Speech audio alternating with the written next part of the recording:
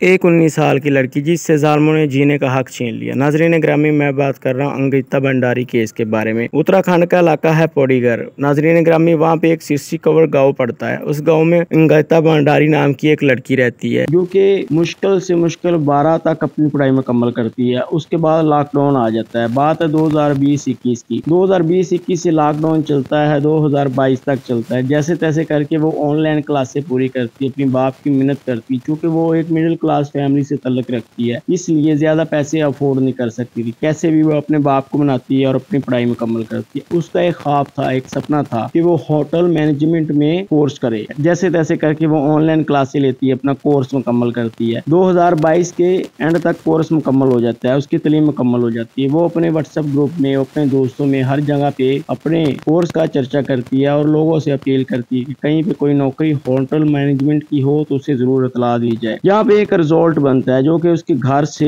150 kilometre दूर होता है। किसी जानने वाले ने उस तक खबर पहुंचाई कि उस होटल, उस रिजॉर्ट में एक मैनेजमेंट ऑफिसर की जरूरत है, एक लड़की की जरूरत है, तो आप वहाँ पे अपना इंट्रोडक्शन दो, शायद आप सिलेक्ट हो जाओ। ऐसे अंकिता भंडारी अपने घर से 150 किलोमीटर दूर जो होटल होता है वहाँ पे जाती, इंटरव्यू देती है और सिलेक्ट हो जाती है। नाजरीन ग्रामी, ये एक मशहूर पॉलिटिशियन का होटल होता है जिसके बेटे का नाम होता है पुलकित आर्या। पुलकित आर्या इस होटल का मालिक होता है। 2018 में ये होटल बना होता है। अब जबकि कोरोना खत्म हो चुका था, 2022 चल रहा था, 4 साल हो गए थे होटल बने को। ये हाईवे से काफी दूर होटल एक जंगल के इलाके में पड़ता था। इसके नजदीक कोई हाईवे नहीं थी, लेकिन उन लोगों ने रिजॉर्ट बना दिया था कि मेहमान यहाँ पे आके रुकेंगे, हमारा होटल चलेगा और कमाई होगी। तो नाजरीन ग्रामी, अंकिता भंडारी वहाँ पे इंटरव्यू देने के बाद सिलेक्ट हो जाती है। अब उसकी सुबह की ड्यूटी होती थी, सुबह 8 बजे से लेके शाम 5 बजे। शाम 5 बजे तक उसकी ड्यूटी खत्म हो जाती थी, लेकिन वो अपने घर से 150 किलोमीटर दूर थी, इसलिए वो अपने घर वापस नहीं जा सकती थी। रोज वो उसी होटल के एक कमरे में रुकना शुरू कर देती है। नजरीन ग्रामी, वक्त होता है 18 सितंबर 2022 का। दोपहर के वक्त एक रसोईया उसे देखता है, अंकिता भंडारी को, जो कि काफी गुस्से में होती है और गुस्से में बड़बड़ाती हुई जा रही होती है अपने रूम की तरफ। उसके बाद वो किसी को नजर नहीं आती। अगला दिन आ जाता है 19 सितंबर 2022 का। 19 सितंबर 2022 दोपहर तक होटल का जो मालिक पुलकित आर्यन होता है वो थाने में जाता है और जाके एक FIR करवा देता है कि मेरी होटल की जो मैनेजर थी वो गायब हो चुकी है। आज सुबह से वो हमें नजर नहीं आई। कल दोपहर को उसे हमारे होटल की एक बावर्ची ने देखा था, उसके बाद वो नजर नहीं आई। पुलिस वाले ये दरखास्त एक्सेप्ट तो कर लेते हैं, लेकिन कुछ खास एक्शन नहीं लेते, इस चीज को यहाँ पे छोड़ देते हैं। 19 सितंबर की शाम तक वो पुलकित आर्यन जो होता है अंकिता भंडारी के वालिद को कॉल करके बता देता है। अब अंकिता भंडारी का वालिद जिस गांव में रहता है वो 150 किलोमीटर एक दूर होता है, दूसरा पहाड़ी इलाका होता है, तो वहाँ पे बस भी एक टाइम में एक ही जाती है, या बस का टाइम मुकर्रर होता है। अगर वो बस निकल जाए तो अगली बस अगले दिन आती है। ऐसे पूरे दिन में 1 या 2 बसें उनके इलाके से आती है। अब 20 सितंबर को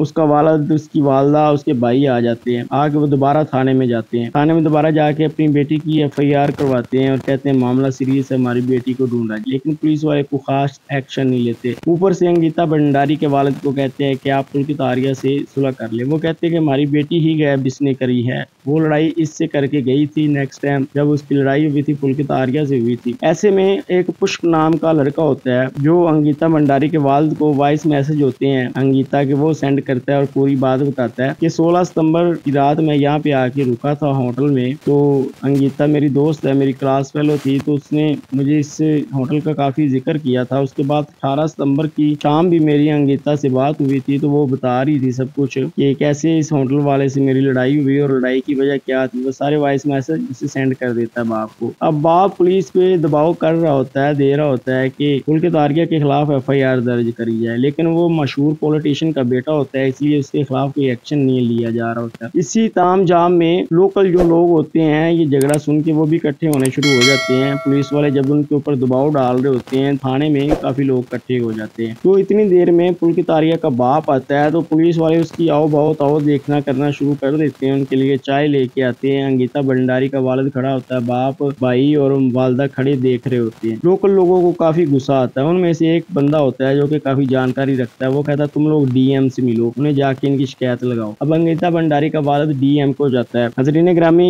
ये बात थी 20 सितंबर की। 20 सितंबर को वो DM के पास जाता है, DM ऑर्डर करता है। दोबारा वापस वो 22 सितंबर को फिर थाने में आता है। थाने वाले FIR दर्ज दर्ज कर लेते हैं। अब आर्डर ऊपर से थे और 22 दिसंबर की शाम तक ये केस सोशल मीडिया पे चला जाता है। बात पहुंचते पहुंचते दिल्ली तक पहुंच जाती है। अब ऊपर से आर्डर आना शुरू हो जाते हैं, केस हाई प्रोफाइल बन जाता है, पुलिस वालों को लेने के देने पड़ जाते हैं। वो सबसे पहले क्या करते हैं, पुलकित आर्या का जो होटल होता है उसे जाके गिरा देते हैं बुलडोजर के साथ। कहते हैं ये नाजायज होटल था। सबसे पहले उन लोगों को एविडेंस इकट्ठे करने चाहिए, लेकिन जैसे ही रिपोर्ट मिली उन लोगों ने होटल गिरा दिया, क्योंकि वो सरकारी जमीन पे बना हुआ था। खैर छोड़ें इस बात को, आगे चलते हैं। पुलकित आर्या को पुलिस गिरफ्तार कर लेती है, साथ में उसके 3 दोस्तों को भी गिरफ्तार कर लेती है। पुलिस गिरफ्तार करती है। 22 को उसके वालिद और वालदा और भाई थाने में गए थे। 23 सितंबर की रात को पुलिस उनको गिरफ्तार कर लेती है। 24 सितंबर की रात को पुलिस जो होती है अपना एक इंटरव्यू देती है, प्रेस कॉन्फ्रेंस करती है। उसमें जो पुलकित आर्या होता है वो बताता है, अपनी पूरी स्टोरी सुनाता है कि कत्ल क्यों किया और कैसे किया। वो कहता है कि मेरी लड़ाई हुई थी, तो लड़ाई होने के बाद जब अंकिता भंडारी अपने रूम में जा रही थी तो पिछले टाइम मैंने सोचा कि लड़ाई हो गई है, क्यों ना किसी बहाने इनसे सुलह करी जाए, तो इसको मनाया जाए। इसलिए मैंने अपने 3 दोस्तों को लिया और साथ में अंकिता भंडारी को लिया। हम लोग एक मोटरसाइकिल बाइक पे और एक स्कूटी पे साथ चिल्ला नहर है 8 किलोमीटर दूर, वहाँ पे चले गए एंजॉय करने के लिए। वहाँ पे पुलकित आर्या ने और उसके दोस्तों ने मिलकर शराब पी। शराब पीने के बाद फिर पुलकित आर्या की और अंकिता भंडारी की वहाँ पे लड़ाई होना शुरू हो गई और पुलकित ने उसे नहर में धक्का दे दिया, जिसकी वजह से वो नहर में डूब के मर गई। और पुलिस वाले क्या करते हैं, नहर में जाके ढूंढना शुरू कर देते हैं, गोताखोरों को साथ लेते हैं, लेकिन नहर से उसकी लाश नहीं मिलती। पीछे से डैम से पानी बंद करवाया जाता है ताकि पानी बंद हो तो उसकी लाश मिलने का कुछ पता चल। पानी बंद होता है, तलाशी ली जाती है, सारा दिन गोताखोर तलाशी लेते हैं। 25 सितंबर की शाम तक तलाशी लेते लेते जिधर से उसने धक्का दिया था उससे 8 किलोमीटर दूर एक किनारे पे या एक जगह पे छोटा नाला निकलता था। उस नाले के होल में अंकिता भंडारी की लाश फंसी होती है। पुलिस वाले और गोताखोर मिलकर उसे निकाल लेते हैं। निकालने के बाद अब अंकिता भंडारी का जो बाप और वालदा होती है वो कंफर्म करते हैं ये हमारी बेटी की लाश है। अगर वो लाश ना मिलती तो पुलकित आर्या और उसके दोस्तों को सजा नहीं होनी थी, एविडेंस नाकाफी होने की वजह से। वैसे भी पॉलिटिशियन का प्रेशर था, इसलिए उनको भलाई हो जानी थी, उन लोगों ने बच जाना था, लेकिन लाश मिल गई। अब लाश का DNA टेस्ट होता है। उसके बाद पुलकित आर्या जो होता है उससे पूछा जाता है कि आखिर क्या वजह थी, तुमने इसे कत्ल क्यों किया, लड़ाई में ऐसा क्या सीन हुआ था। दूसरी तरफ उसका जो दोस्त था अंकिता भंडारी का पुष्प, उसने भी उसके बाप को जो वॉइस मैसेज सेंड किए थे उसने वो भी पुलिस वालों को सुनाया। वॉइस मैसेज में अंकिता भंडारी अपने दोस्त को कह रही थी कि ये लोग मुझे उस तरह की लड़की समझते हैं, ये कहते हैं कि तुम वैश्या का काम करो, हमारे मेहमान जो आते हैं उनके साथ तुम सोया करो, ये मुझे गलत करना चाहते हैं, मैं इस तरह की लड़की नहीं हूँ। उस दिन 18 सितंबर की शाम तक वो अपना बैग मांग रही थी इन लोगों से कि वो ये छोड़ के जाना चाहती थी, लेकिन शाम तक ये उसे घुमाने के बहाने ले गया और वहां पे जाके उसने इसे कत्ल कर दिया। अब अंकिता भंडारी की सारी वॉइस मैसेज भी आ चुके थे, वो भी पुलिस वालों के आगे खुल के आ चुके थे। अदालत में वॉइस मैसेज सुनाए गए और ये ट्रायल अभी चल रहा है। आगे इस केस का जो भी फैसला होगा वो तो फिर आगे चल के पता चलेगा। फिलहाल पुलकित आर्या और उसके तीनों दोस्त अंदर है और अंकिता भंडारी का पोस्टमार्टम रिपोर्ट में आ गई है, जिसमें डूब के मरने की वजह से उसकी मौत हुई है। और बाकी सारी कहानी आप लोग सुन ही चुके हैं।